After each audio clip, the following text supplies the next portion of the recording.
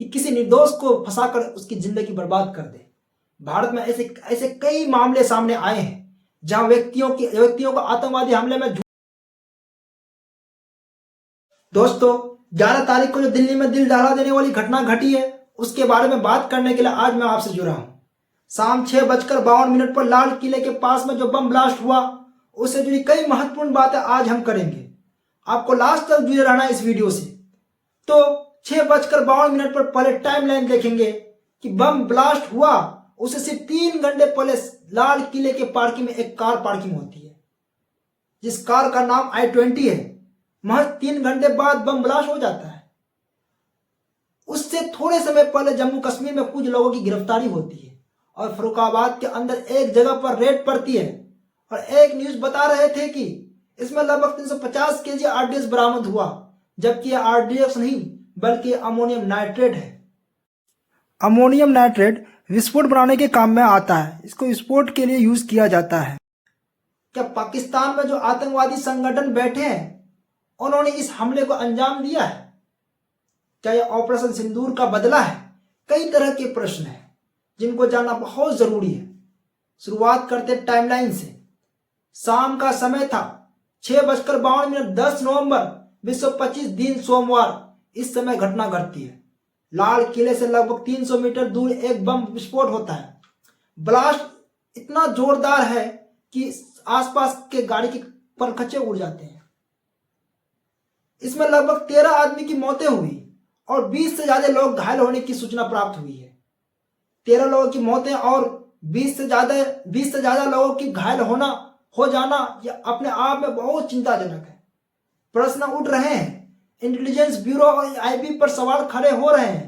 क्या दिल्ली में यह पहली घटना घट रही है? नहीं, दिल्ली पहले भी दहल चुकी है। आइए जानते हैं कब कब कौन सी घटनाएं घटी है। इससे पहले दिल्ली में 1997 में लाजपत नगर ब्लास्ट हुआ था, जिसमें 13 लोगों की मौतें हुई थी और 30 से ज्यादा लोग घायल हो गए थे। फिर 1998 में करोल मार्केट ब्लास्ट हुआ था, जिसमें 17 से ज्यादा मौतें हुई थी। फिर 2001 में संसद भवन पर हमला हुआ, सुरक्षा बलों सहित 9 लोगों की मौतें हो गई थी। फिर चलती है 2005 में सीरियल ब्लास्ट। 29 अक्टूबर 2005 3 धमाके, जिसमें 60 से अधिक मौतें हो गई थी और 200 से ज्यादा लोग घायल हो गए थे। यह सरोजनी नगर, पहाड़गंज और गोविंदपुर में हमले हुए थे। फिर 13 सितंबर 2008 Connaught place, Karol Bagh, India gate सहित 5 स्थानों पर धमाके हुए थे। इसमें 26 से ज्यादा मौतें हो गई थी, 100 से ज्यादा लोग घायल हो गए थे। और 2008 में ही 27 सितंबर को फिर मेहरौली बम ब्लास्ट हुआ था, जहां 2 लोग मरे थे। 2011 में चलते हैं, दिल्ली हाई कोर्ट में बम ब्लास्ट हुआ था। 17 सितंबर 2011 गेट नंबर 5 के पास विस्फोट हुए थे, जिसमें 15 मौतें हुई थी और 70 लोग घायल हो गए थे। 2021 में इजराइल दूतावास के पास छोटा हमला हुआ था। 29 जनवरी 2021 का दिन था, लेकिन यह और बात है कि इसमें कोई जनहानि नहीं हुई थी। लेकिन क्या उसके बावजूद हम लोग हमेशा ही धमाकों के बीच में खड़े होने के लिए बने हैं? अमेरिका में 91 में हमला हुआ था, लेकिन उसके बाद क्या हुआ? आज तक 2 बार अमेरिका में ऐसी कोई घटना नहीं घटी, लेकिन हमारे देश में लगातार घटनाएं घट रही है। क्या हम ऐसी घटनाओं को झेलने के लिए आदी हो चुके हैं? ऐसे समय में राजनीतिक पार्टियों और नेताओं के डायलॉग आने लग जाते हैं, हम परिवार के साथ हैं, दुख की घड़ी में सरकार आपके साथ खड़ी है, मरने वालों के परिवार को संवेदना। इससे क्या हमारे परिवार के चिराग वापस आ जाएंगे? नहीं ना, हम लोगों को परमानेंट सॉल्यूशन चाहिए। राजनीतिक पार्टी और दलों से अलग होकर के देश के बारे में सोचना जरूरी है। और ऐसी कोई भी आतंकवादी गतिविधि जो आपके आसपास हो रही है, इसकी रिपोर्ट करने की जरूरत है। इंटेलिजेंस ब्यूरो को और जिम्मेदार लोगों को जागने की जरूरत है। हमें संवेदनशील बनने की जरूरत है, क्योंकि यह घटना आपके और मेरे लिए नहीं, यह देश की छाती पर घुसकर कील गाड़ने जैसा है और आतंकी इसमें लगातार सफल हो रहे हैं। आइए जानते हैं यह किस साजिश का हिस्सा हो सकता है। यह वीडियो आप देखिए, गौर से यह वीडियो आप देखिए। आलम समाज को भी सुना दे कि वो वक्त अनकरीब आने वाला है जब इंशाअल्लाह ये दरिया भी हमारे होंगे, इनके डैम भी हमारे होंगे, ये सारा जम्मू कश्मीर हमारा होगा और बहुत कुछ हमारा होगा। हम तुम जो कुछ हरकतें कर रहे हो, एक एक का इंशाअल्लाह खमियाजा तुम्हें भुगतना होगा। हम पाकिस्तान का दिफा करना और पाकिस्तानी, ये जो व्यक्ति बोल रहा है यह है लश्कर तैयबा का डिप्टी चीफ सैफुल्लाह कसूरी। इसने सितंबर 2025 में ही देश के प्रधानमंत्री को धमकाया था और कहा था ऑपरेशन सिंदूर का खामियाजा तुम्हें भुगतना पड़ेगा, और हम उसका जवाब नहीं दे पा रहे हैं।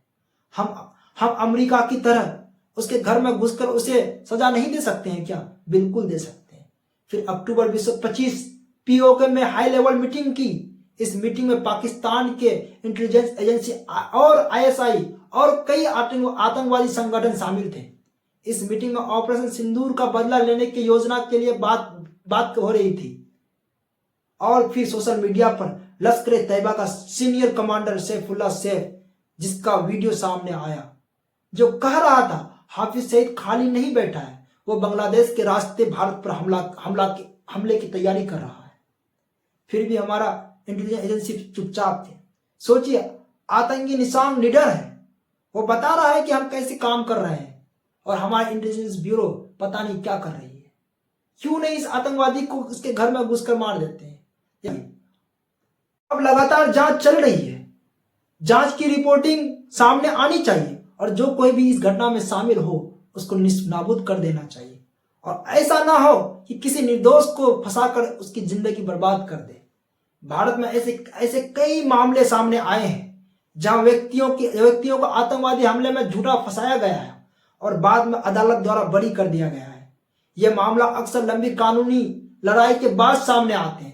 कुछ प्रमुख उदाहरण आपको हम देते हैं। 2002 के अक्षरधाम मंदिर हमला, इस मामले में 6 लोगों को आरोपी बनाया गया था, जिनमें से 3 को निचली अदालतों ने मौत की सजा सुनाई थी। 2014 में भारत के सर्वोच्च न्यायालय यानी सुप्रीम कोर्ट ऑफ इंडिया ने सभी 6 आरोपियों को सबूत के अभाव में बरी कर दिया। यह टिप्पणी करते हुए कि जांच एजेंसियों ने मामले की सही तरीके से नहीं संभाला था। मुफ्ती अब्दुल कय्यूम, जो इस मामले में 11 साल तक जेल में रहे, बाद में बरी हो गए। मतलब उसके 11 साल बर्बाद हो गया। 2006 में मुंबई ट्रेन विस्फोट, जुलाई 2025 में बंबई हाईकोर्ट ने 2006 के मुंबई ट्रेन विस्फोट में दोषी ठहराए गए सभी 12 व्यक्तियों को बरी कर दिया। यह फैसला 18 साल बाद आया। इसमें अदालत ने सबूतों की कमी का हवाला दिया। 2008 में मालेगांव बम धमाका, जुलाई 2025 में राष्ट्रीय एजेंसी यानी एनआईए की एक विशेष अदालत ने 2008 के मालेगांव विस्फोट में सभी 7 आरोपियों को बरी कर दिया। अदालत ने यह भी कहा अभियोजन के पक्ष ठोस सबूत पेश करने में विफल